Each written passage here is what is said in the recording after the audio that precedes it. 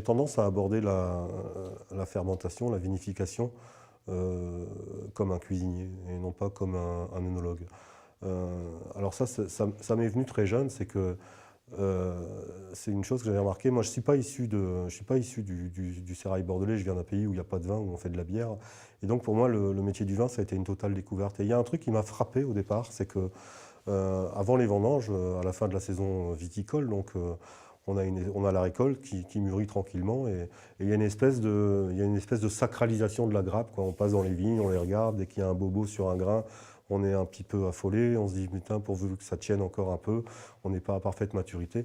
Et on peut, ouais, c'est vraiment une sacralisation de la grappe. Et puis à l'époque, je me disais, quand les vendanges démarraient, c'est une espèce de guerre qui commençait, quoi. Ces pauvres grappes, on les coupait, on les amenait. À l'époque, il n'y avait pas beaucoup de cagettes.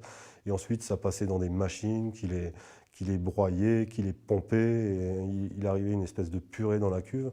Et c'est un truc que j'avais du mal à comprendre. Alors évidemment, il y avait des explications œnologiques en disant que plus on libère le jus, ben, mieux la fermentation se fait. Et je me suis dit, par expérience, que je voulais faire des essais.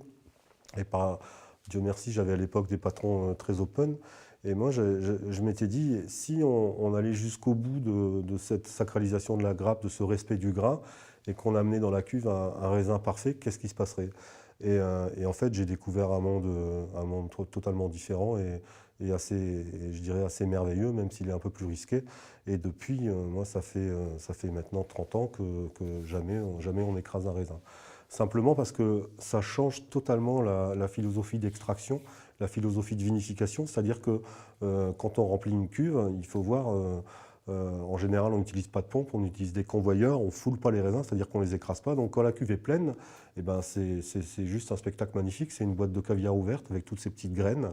Et en fait, on a un profil de vinification complètement différent. Sur la cinétique d'abord, c'est-à-dire qu'en fait, évidemment, la fermentation, elle va démarrer avec le peu de jus qui est libéré par l'écrasement, mais en fait, la contamination de la fermentation, c'est-à-dire la multiplication des levures, elle va faire que la fermentation, elle démarre à l'intérieur du grain. Et quand je dis ça, ce n'est pas une idée de faire une fermentation carbonique, pas du tout. C'est simplement d'avoir une fermentation beaucoup plus progressive et de pouvoir aborder la vinification non pas d'une manière calendaire, c'est-à-dire je vais faire 2 remontages par jour, je vais faire 2 pigeages par jour, aussi ou là, comme on a beaucoup de choses qui ressemblent à des recettes qui sont en général programmées par les œnologues ou par les consultants. Là, on va essayer d'avoir une action qui va accompagner, je dirais presque une cuisson, parce que quand vous mettez un raisin frais dans une cuve, il est noir, et puis la fermentation va commencer à se mettre en place. Il y a le chapeau de marc, c'est-à-dire toutes ces peaux qui vont remonter à la surface avec le jus en dessous, et ensuite il y a un phénomène de cuisson qui commence, c'est-à-dire que peu à peu, avec l'extraction, le raisin va se décolorer, le jus va se vider de l'intérieur des grains, et on va finir par une cuisson des chapeaux. Et toute l'observation de l'évolution physique de ce chapeau, que ce soit sur la forme du grain, mais que ce soit aussi sur l'évolution de la couleur, et ben ça donne beaucoup d'informations sur la manière dont il faut placer l'extraction. Et quand on a une extraction précise, c'est-à-dire quand on extrait au bon moment, pas avant, pas après, et ben on retrouve une espèce d'harmonie dans la dégustation, une espèce de courbe harmonieuse qui suit un petit peu ce schéma de vinification. Donc en fait, jamais de foulage, donc des fermentations assez longues, c'est-à-dire qu'une cuve foulée, des raisins écrasés, ça va fermenter en 5-7 jours. Moi, j'ai jamais une cuve qui finit en deçà de 15 jours de fermentation. Donc je suis très très à l'aise pour placer une extraction très très douce, parce qu'on a le temps devant nous, quoi. La fermentation malolactique, c'est davantage une transformation qu'une fermentation. On l'appelle fermentation parce qu'il y a un peu de dégagement de gaz carbonique, de CO2.